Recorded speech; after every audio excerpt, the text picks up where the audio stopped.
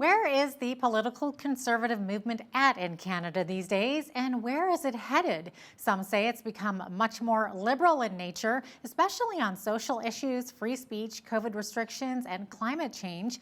Well, joining us today is an individual who has been criticized for his traditional conservative views.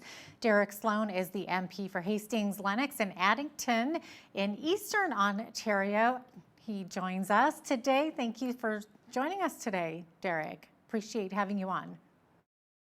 Really, really glad to be here. Thanks so much. Absolutely. Now, Derek, you were a Conservative Party of Canada MP. In fact, you ran for the leadership of the party, losing out to Aaron O'Toole, who later booted you out of the party.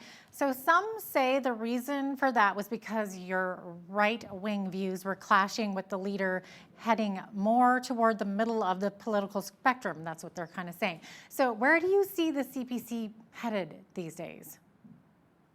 Well, they're headed to a frightening place. I think that really we don't have a federal conservative party anymore. By any metric, this party is further to the left than a Paul Martin or a John Chrétien liberal. Of course, we're in a time that's moved further to the left, but this leader really wants to show that he is, mainstream. He's bending over backwards to do it, and I think he's in the middle of fracturing the party with that stance. And I don't think, the polls are showing the conservatives, it's not looking well for them. Yeah, many opposed to you have seemed to think that you have little chance of re-election as an independent candidate. So how do you feel about that? Well, listen, I think that I have as good a chance as any, particularly in my own riding. I have a lot of support here.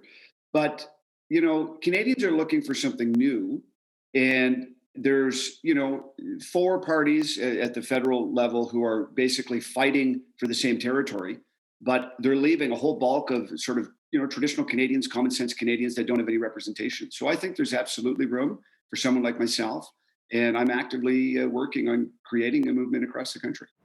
So, Derek, do you think that there is enough support in Canada for traditional conservatism to vote for right wingers or to support any new reform type of political parties to fill any gaps left by the CPC?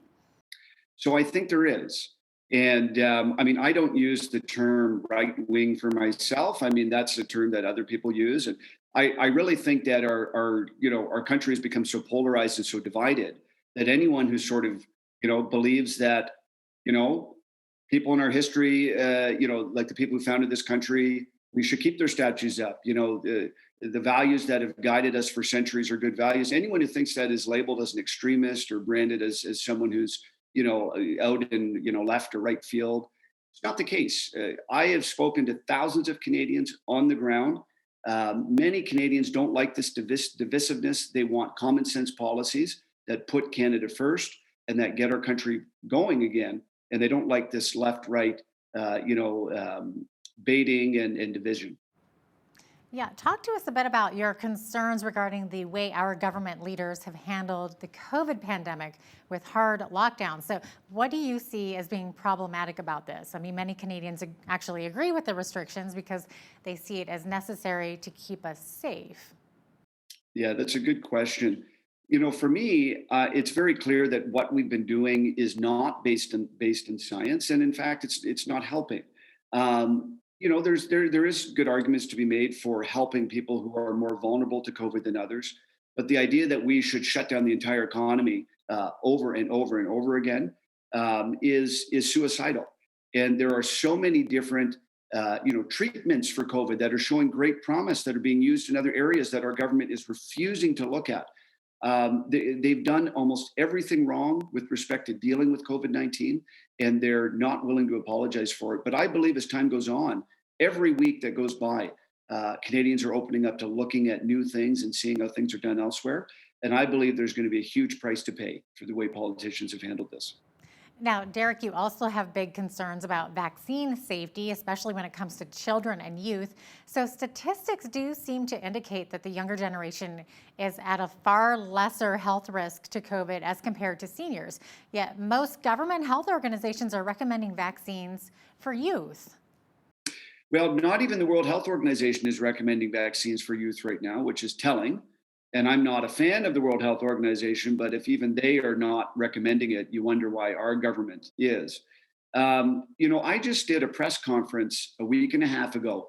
It became in 2 days the most viewed CPAC video of all time. It has 625,000 views. I recommend that your listeners just look at that on YouTube if they search for CPAC and Derek Sloan. It had whistleblowers, it had doctors coming forward, criticizing these very things. The risk profile for youth when it comes to getting or dying of COVID-19 is actually less than the flu. I'm not just throwing that out there. If you look at government data, it is less than the seasonal influenza. When you mass vaccinate a population like this, particularly when we're seeing these reports of heart inflammation and so on in some of these young healthy people, you ask yourself, why are we doing it? There's other doctors out there who are saying the same thing. It's not me saying this. It is medical professionals who are saying, listen, why are we doing this? And frankly, I agree. Yeah, I actually saw an interview with one of the mRNA technology inventors of the technology of mRNA vaccines, and he has the same kind of concerns, which I found a little bit alarming and also interesting, but kind of along the same ideas as what you're saying, Derek. Now, I know one of your primary concerns is also about cancel culture, threats of freedom of speech and of assembly for those Canadians who hold genuine opinions on vaccines or COVID restrictions that go against the official government position. And even physicians, as you said, and scientists with eminent credentials seem to be, shut down by our government. So what is going on, Derek? Well, it's bizarre. And to sort of use that press conference as an example, my Facebook channel, which was also broadcasting this official parliamentary press conference on Parliament Hill, was shut down in the middle of it, in the midst of one of the doctor's speeches. I raised this question in the House of Commons the very next day. I said, listen, is it right that social media is preventing Canadians from seeing and sharing official parliamentary functions?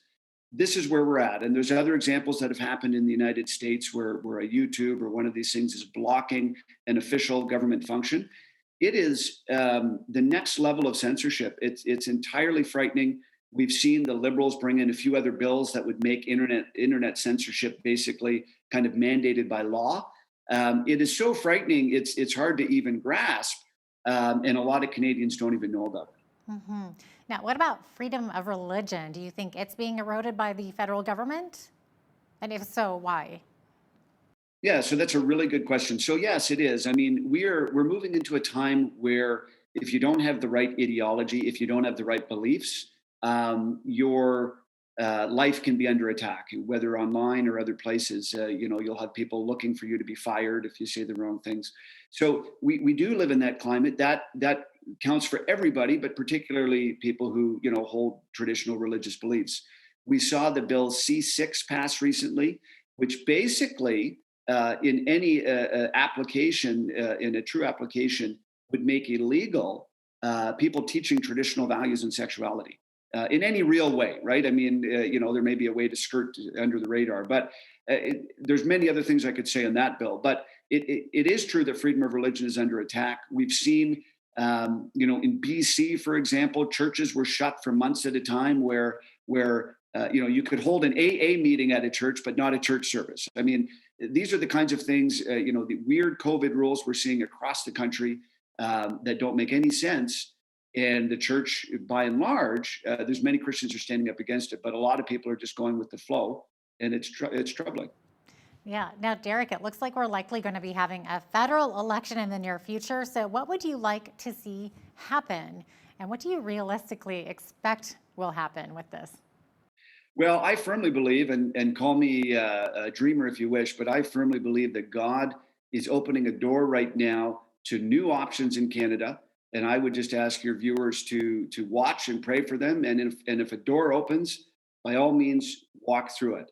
I'm in consultations with different people trying to create a political alternative here in Canada. And I am hoping and praying that there will be a new choice for Canadians in an election, even if it were to come within a few months. All right, then. And if we do end up with a liberal majority or a minority, how would this affect the economic and moral state of the nation?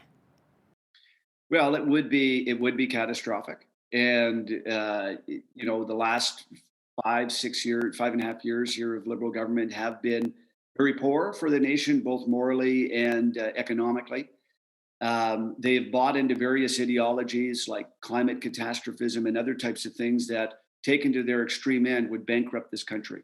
And they're well on their way to doing that.